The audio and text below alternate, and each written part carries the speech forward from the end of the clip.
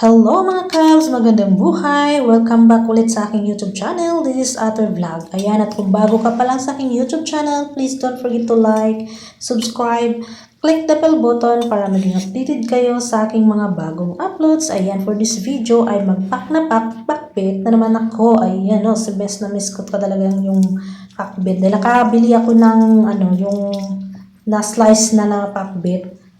So, ayan, nagluto ako. Try ko naman tong pakbit na may kamatis. So, first time kong magluto ng pinakbit na naman na may kamatis. So, kasi lagi kong ginagamit is sibuyas at saka bawang. So, ayan yung nabili kong isang pack na siguro nasa 1/4 kilo yung pakbit na yan. So, meron na siyang So, ganyan sila mag-cut dito ng pakbit, pinakbit na gulay. So, ayan, nakaready na yung ating sibuyas. Ginisa ko na, kaya palambutin ko lang yung ating sibuyas. So, ayun yung bunle, yung paa ng manok, tinanggal ko yung mga laman. So, ayun yun ang ginamit ko. Para ma-slice ng maliit. Ayan, so dinagdag ko na yung kamatis. Tamang gisa lang ng ating kamatis. So, mikos-mikos lang natin saglit. Hindi ko naman siya masyadong pinalambot or na-melt. Basta tamang gisa lang siya. Para may makita pa rin kamatis pag naluto na. Diba? So, ayan, mikos-mikos lang natin yan.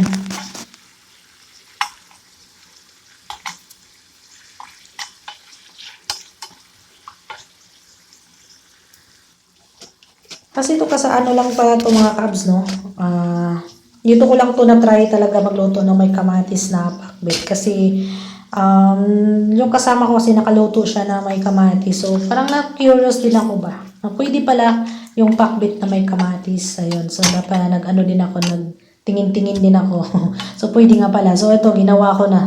Subukan ko para matikpan ko naman kung anong masarap ba talaga yung pakbit na may kamatis. So, diba? So, sinunod ko na yung ating manok. At, gisa natin saglit. Tapos, nagdagdag na ako ng mga spices. So, meron tayong mga chili powder, bitsin, kunting paminta, and then yung chili powder, yung yung tawag nito, tuyo. Yan, kunting tuyo. Kunting tuyo lang, tapos asin. So, parang hindi siya masyadong dark yung kulay. So, yan lang siya yung panimpla natin. Tapos mamaya, syempre, panghuli, di mawala yung ating sugar mamaya. Diba? Pang ng mga panglasa natin. So, nasa sa inyo pa rin. Kayo pa rin talaga masunod sa mga lasa ninyo. Basta, tinry ko lang tong, klaseng luto ng pakbit.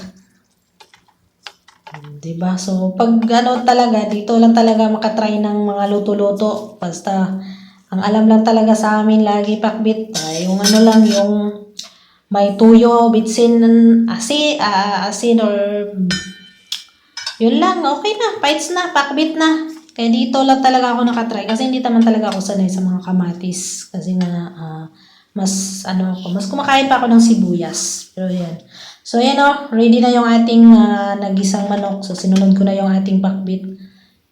Yan ang lalaki pala ng mga cut na. Hindi ko na binago. Kung yan na yung size na Parang alam ko pag ganitong size na maluto ng mga size ng mga gulays yung Ilocano. Ba? Ganyan mag-cut. Pero pag kami kasi mga Bisaya, pag nag-cut, ewan ko lang sa iba pero pag ako ang nag-cut ng mga gulay, maliliit. Hindi ganyan kalaki. So, ayan, maliit pala yung kalaha natin na nagamit. Hindi ko na transfer. Basta, ayan na siya. Steam na lang siya. Takpan ko lang. Tapos, dinagdagan ko ng konting tubig para hindi naman siya mabilis maluto. Ayan na. Diba? Bumaba din. Okay. So, lumambot na din siya. So, hindi ko naman siya masyadong pinalambot. At saka, sabi nga nila, pag lagi mo daw hinahalo, pumapait yung ampalaya. Pero mas masarap pag mapait. Ganyan ako ka-bitter, mga kabs. So, yan, ready na yung ating pakbit. Diba? Simple lang, napakadali.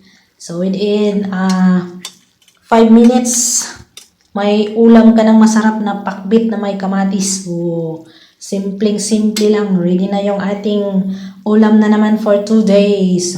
Budget na naman to ng 2 days. So, ayan. Isa kasi sa paborito ko talaga yung ampalaya tsaka okra pag nagluto ako ng pakbit. So, mas gusto ko pa na mas maraming okra. Dinagdagan ko pala yan siya ng okra kasi mas gusto ko yung yung lapot ng lasa ng okra. So, okay lang na konti lang yung ibang gulay, basta wag lang kumonti yung okra tsaka ampalaya. Kasi parang bet ko yung may malasahan kang mapait-pait, di ba? Napaka-better ng ating yung mga teng.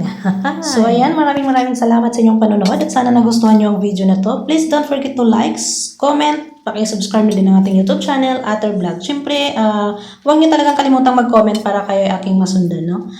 Maraming salamat. Thank you. Bye-bye.